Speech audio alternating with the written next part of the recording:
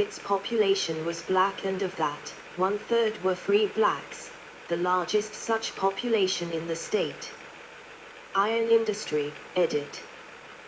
With extensive iron deposits, especially in the western counties, Virginia was a pioneer in the iron industry. The first iron works in the New World was established at Falling Creek in 1619, though it was destroyed in 1622.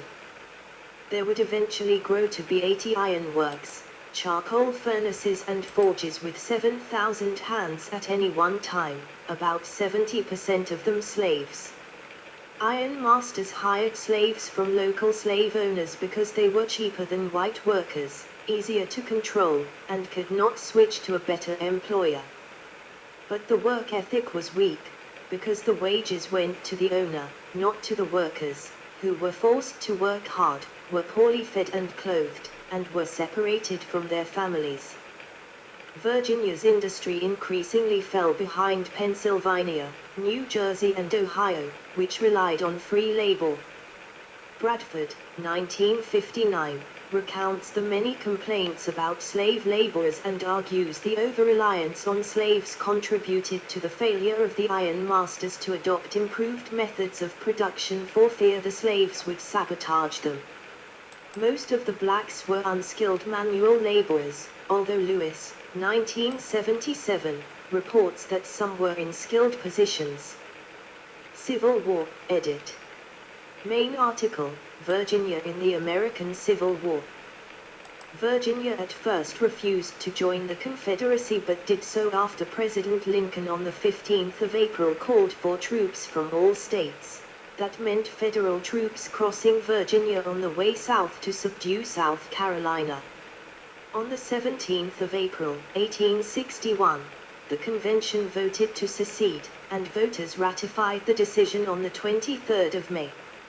Immediately the Union Army moved into northern Virginia and captured Alexandria without a fight and controlled it for the remainder of the war. The Wheeling area had opposed secession and remained strong for the Union. Because of its strategic significance, the Confederacy relocated its capital to Richmond. Richmond was at the end of a long supply line, and as the highly symbolic capital of the Confederacy became the main target of round after round of invasion attempts. A major center of iron production during the Civil War was located in Richmond at Tredegar Iron Works, which produced most of the artillery for the war. The city was the site of numerous army hospitals. Libby Prison for captured Union officers gained an infamous reputation for the overcrowded and harsh conditions, with a high death rate. Richmond's main defenses were trenches built surrounding it down towards the nearby city of Petersburg. Saltville was a primary source of Confederate salt, critical for food preservation, during the war, leading to the two battles of Saltville. The first major battle of the Civil War occurred on the 21st of July, 1861. Union forces attempted to take control of the railroad junction at Manassas, but the Confederate Army reached it first and won the First Battle of Manassas, known as Bull Run in Northern Naming Convention. Both sides mobilized for war. The year 1861 went on without another major fight. Men from all economic and social levels, both slaveholders and non-slaveholders, as well as former Unionists, enlisted in great numbers on both sides. Areas, especially in the West and along the border, that sent few men to the Confederacy were characterized by few slaves, poor economies, and a history of racial antagonism to the Tidewater. West Virginia breaks away, edit. See also, Restored Government of Virginia. The western counties could not tolerate the Confederacy. Breaking away, they first formed the Union State of Virginia, recognized by Washington. It is called the Restored Government of Virginia and was based in Alexandria, across the river from Washington. The restored government did little except give its permission for Congress to form the new state of West Virginia in 1862. From May to August 1861, a series of Unionist conventions met in Wheeling. The Second Wheeling Convention constituted itself as a legislative body called the Restored Government of Virginia. It declared Virginia was still in the Union but that the state offices were vacant and elected a new governor, Francis H. Pierpont. This body gained formal recognition by the Lincoln administration on July 4. On the 20th of August the Wheeling body passed an ordinance for the creation. It was put to public vote on the 24th of October. The vote was in favor of a new state, West Virginia, which was distinct from the Pierpont government, which persisted until the end of the war. Congress and Lincoln approved, and, after providing for gradual emancipation of slaves in the new state constitution, West Virginia became the 35th state on the 20th of June, 1863. In effect there were now 3 states: the Confederate Virginia, the Union Restored Virginia, and West Virginia. The state and national governments in Richmond did not recognize the new state, and Confederates did not vote there. The Confederate government in Richmond sent in Robert E. Lee. But Lee found little local support and was defeated by Union forces from Ohio. Union victories in 1861 drove the Confederate forces out of the Monongahela and Kanawha valleys, and throughout the remainder of the war the Union held the region west of the Alleghenies and controlled the Baltimore and Ohio Railroad in the north. The new state was not subject to Reconstruction. Later war years, edit. For the remainder of the war, many major battles were fought across Virginia, including the 7 Days Battles, the Battle of Fredericksburg, the Battle of Chancellorsville, the Battle of Grundy Station. Over the course of the war, despite occasional tactical victories and spectacular counterstroke raids, Confederate control of many regions of Virginia was gradually lost to Federal advance.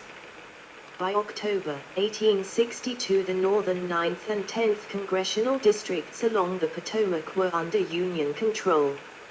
Eastern Shore, Northern, Middle and Lower Peninsula and the 2nd Congressional District surrounding Norfolk west to Suffolk were permanently Union-occupied by May. Other regions, such as the Piedmont and Shenandoah Valley, regularly changed hands through numerous campaigns. In 1864, the Union Army planned to attack Richmond by a direct overland approach through Overland Campaign and the Battle of the Wilderness, culminating in the Siege of Petersburg, which lasted from the summer of 1864 to April 1865. By the 6th of November 1864, Confederate forces controlled only 4 of Virginia's 16 congressional districts in the region of Richmond, Petersburg, and their south side counties. In April 1865, Richmond was burned by a retreating Confederate army. Lincoln walked the city streets to cheering crowds of newly freed blacks. The Confederate government fled south, pausing in Danville for a few days.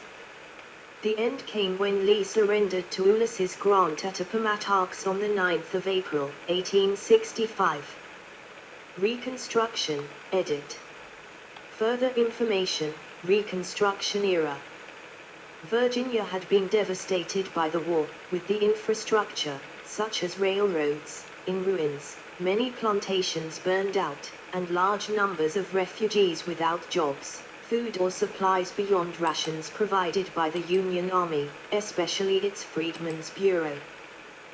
Historian Mary Farmer Kaiser reports that white landowners complained to the Bureau about unwillingness of freed women to work in the fields as evidence of their laziness, and asked the Bureau to force them to sign labor contracts.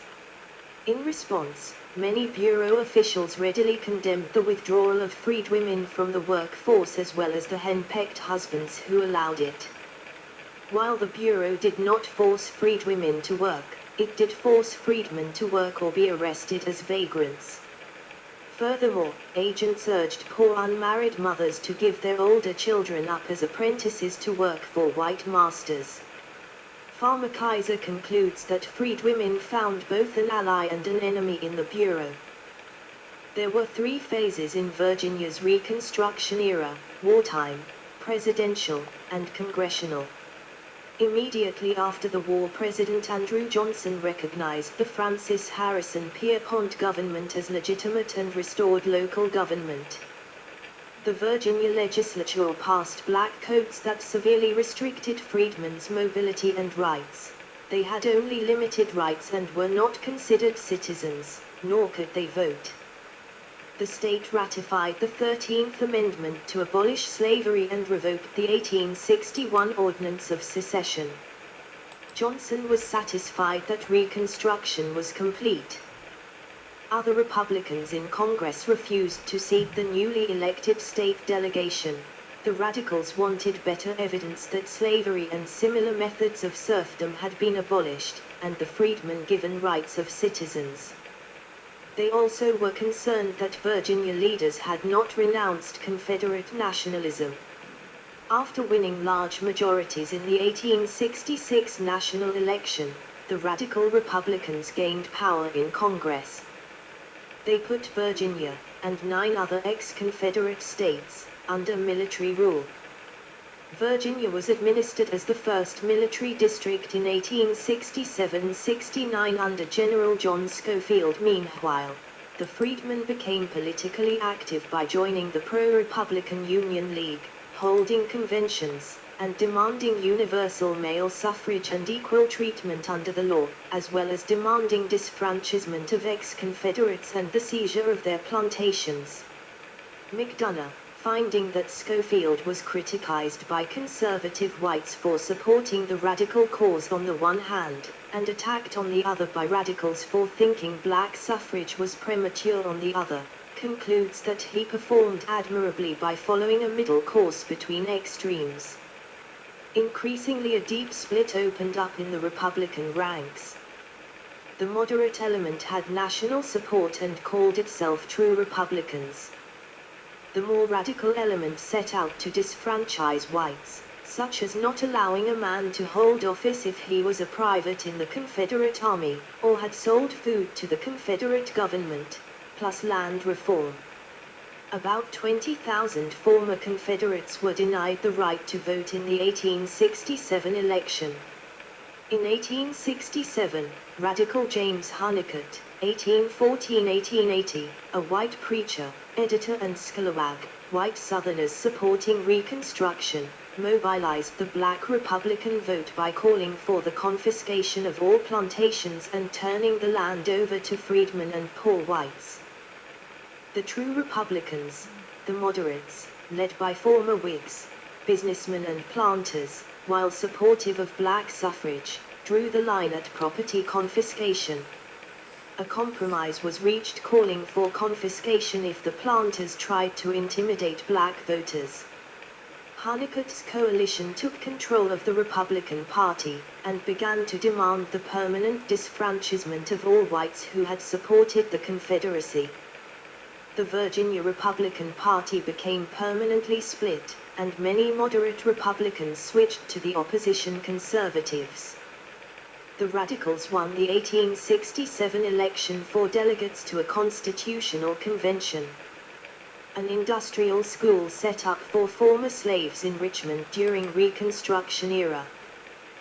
The 1868 Constitutional Convention included 33 white conservatives, and 72 radicals, of whom 24 were blacks, 23 scalawag, and 21 carpetbaggers. Called the Underwood Constitution after the presiding officer, the main accomplishment was to reform the tax system, and create a system of free public schools for the first time in Virginia. After heated debates over disfranchising Confederates, the Virginia legislature approved a constitution that excluded ex-Confederates from holding office, but allowed them to vote in state and federal elections. Under pressure from national Republicans to be more moderate, General Schofield continued to administer the state through the Army. He appointed a personal friend, Henry H. Wells, as provisional governor. Wells was a carpetbagger and a former Union general. Schofield and Wells fought and defeated Hunnicutt and the scalawag Republicans, They took away contracts for state printing orders from Hunnicutt's newspaper. The national government ordered elections in 1869 that included a vote on the new Underwood Constitution, a separate one on its two disfranchisement clauses that would have permanently stripped the vote from most former rebels, and a separate vote for state officials. The army enrolled the freedmen, ex-slaves, as voters but would not allow some 20,000 prominent whites to vote or hold office. The Republicans nominated Wells for governor, as Hunnicutt and most scalawags went over to the opposition. The leader of the moderate Republicans, calling themselves true Republicans, was William Mahone, 1826–1895, a railroad president and former Confederate general. He formed a coalition of white scalawag Republicans, some blacks, and ex-Democrats who formed the Conservative Party. Mahone recommended that whites had to accept the results of the war, including civil rights and the vote for freedmen. Mahone convinced the Conservative Party to drop its own candidate and endorse Gilbert C. Walker, Mahone's candidate for governor. In return, Mahone's people endorsed conservatives for the legislative races. Mahone's plan worked, as the voters in 1869 elected Walker and defeated the proposed disfranchisement of ex-Confederates. When the new legislature ratified the 14th and 15th Amendments to the U.S. Constitution, Congress seated its delegation, and Virginia Reconstruction came to an end in January 1870. The Radical Republicans had been ousted in a nonviolent election. Virginia was the only southern state that did not elect a civilian government that represented more radical Republican principles. Suffering from widespread destruction and difficulties in adapting to free labor, white Virginians generally came to share the post-war bitterness typical of the Southern attitudes. Historian Richard Lowe argues that the obstacles faced by the radical Republican movement made their cause hopeless. Even more damaging to Republicans' prospects than their poverty, their inexperience in state politics, their isolation from potential allies, and their identification with the hated North was the perverse and powerful racism that ran so powerfully through the white community. The great majority of the Old Dominion's white citizens could not take seriously a political party composed primarily of former slaves. Gilded Age, edit. See also, New South, Gilded Age, and History of the United States, 1865–1918. Readjustment, Public Education, Segregation, edit. Main article, Readjuster Party. A division among Virginia politicians occurred in the 1870s, when those who supported a reduction of Virginia's pre-war debt, readjusters, opposed those who felt Virginia should repay its entire debt plus interest, funders. Virginia's pre-war debt was primarily for infrastructure improvements overseen by the Virginia Board of Public Works, much of which were destroyed during the war or in the new state of West Virginia. After his unsuccessful bid for the Democratic nomination for governor in 1877, former Confederate General and Railroad Executive William Mahone became the leader of the Readjusters, forming a coalition of conservative Democrats and white and black Republicans. The so-called Readjusters aspired to break the power of wealth and established privilege and to promote public education. The party promised to readjust the state debt in order to protect funding for newly established public education, and allocate a fair share to the new state of West Virginia. Its proposal to repeal the poll tax and increase funding for schools and other public facilities attracted biracial and cross-party support. The Readjuster Party was successful in electing its candidate, William E. Cameron, as governor, and he served from 1882 to 1886. Mahone served as a senator in the U.S. Congress from 1881 to 1887, as well as fellow Readjuster Harrison H. Riddleberger, who served in the U.S. Senate from 1883 to 1889. Readjusters' effective control of Virginia politics lasted until 1883, when they lost majority control in the state legislature, followed by the election of Democrat Fitzhugh as governor in 1885. The Virginia legislature replaced both Mahone and Riddleberger in the U.S. Senate with Democrats. In 1888, the exception to readjuster and Democratic control was John Mercer Langston, who was elected to Congress from the Petersburg area on the Republican ticket. He was the first black elected to Congress from the state, and the last for nearly a century. He served one term. A talented and vigorous politician, he was an Oberlin College graduate. He had long been active in the abolitionist cause in Ohio before the Civil War, had been president of the National Equal Rights League from 1864 to 1868, and had headed and created the law department at Howard University, and acted as president of the college. When elected, he was president of what became Virginia State University. While the Readjuster Party faded, the goal of public education remained strong, with institutions established for the education of school teachers. In 1884, the state acquired a bankrupt women's college at Farmville and opened it as a normal school.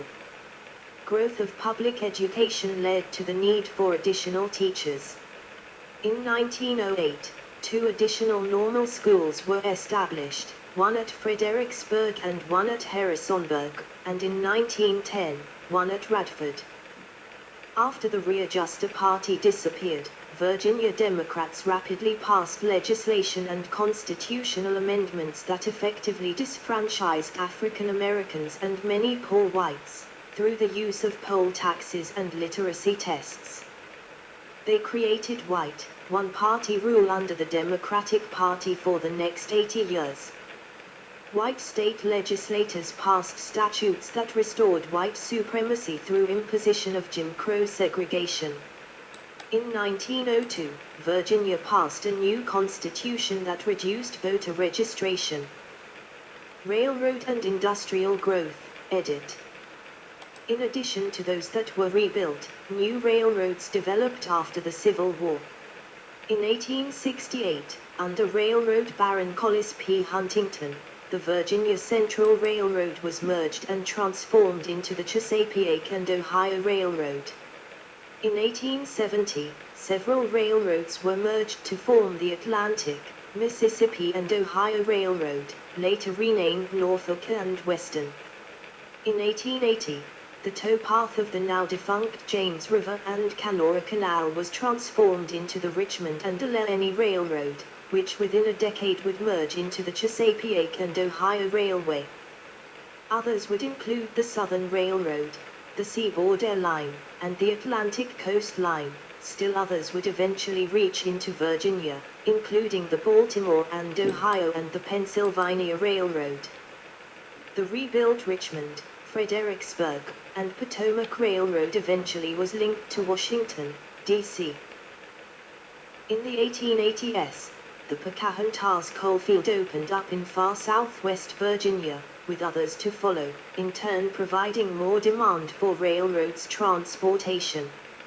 In 1909, the Virginian Railway opened, built for the express purpose of hauling coal from the mountains of West Virginia to the ports at Hampton Roads. The growth of railroads resulted in the creation of new towns and rapid growth of others, including Clifton Forge, Roanoke, Crewe and Victoria. The railroad boom was not without incident. The wreck of the old 97 occurred just north of Danville, Virginia, in 1903, later immortalized by a popular ballad. With the invention of the cigarette rolling machine, and the great increase in smoking in the early 20th century, cigarettes and other tobacco products became a major industry in Richmond and Petersburg. Tobacco magnates such as Louis Ginter funded a number of public institutions. Progressive Era, edit. The Progressive Era after 1900 brought numerous reforms, designed to modernize the state, increase efficiency, apply scientific methods, promote education and eliminate waste and corruption. A key leader was Governor Claude Swanson, 1906-10, a Democrat who left machine politics behind to win office using the new primary law. Swanson's coalition of reformers in the legislature built schools and highways, raised teacher salaries and standards, promoted the state's public health programs, and increased funding for prisons. Swanson fought against child labor, lowered railroad rates and raised corporate taxes, while systematizing state services and introducing modern management techniques. The state funded a growing network of roads, with much of the work done by black convicts in chain gangs.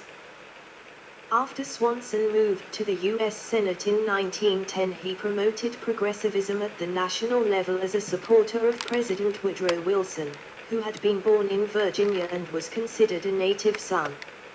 Swanson, as a power on naval affairs, promoted the Norfolk Navy Yard and Newport News Shipbuilding and Dreddock Corporation. Swanson's statewide organization evolved into the Byrd Organization. The State Corporation Commission, SCC, was formed as part of the 1902 Constitution, over the opposition of the railroads, to regulate railroad policies and rates.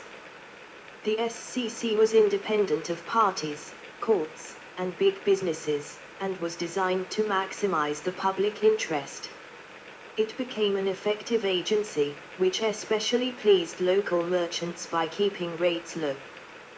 Virginia has a long history of agricultural reformers, and the Progressive era stimulated their efforts.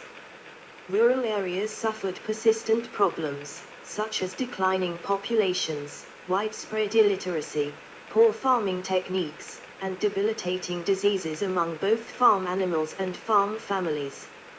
Reformers emphasized the need to upgrade the quality of elementary education.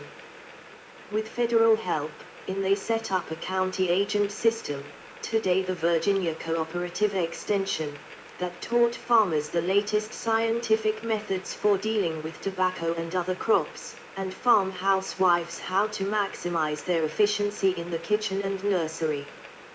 Some upper-class women, typified by Lila Meade Valentine of Richmond, promoted numerous progressive reforms, including kindergartens, teacher education, visiting nurses programs, and vocational education for both races.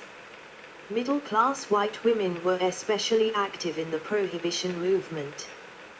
The women's suffrage movement became entangled in racial issues. Whites were reluctant to allow black women the vote, and was unable to broaden its base beyond middle-class whites. Virginia women got the vote in 1920, the result of a national constitutional amendment. In higher education, the key leader was Edwin Alderman, President of the University of Virginia, 1904-31. His goal was the transformation of the Southern University into a force for state service and intellectual leadership, and educational utility.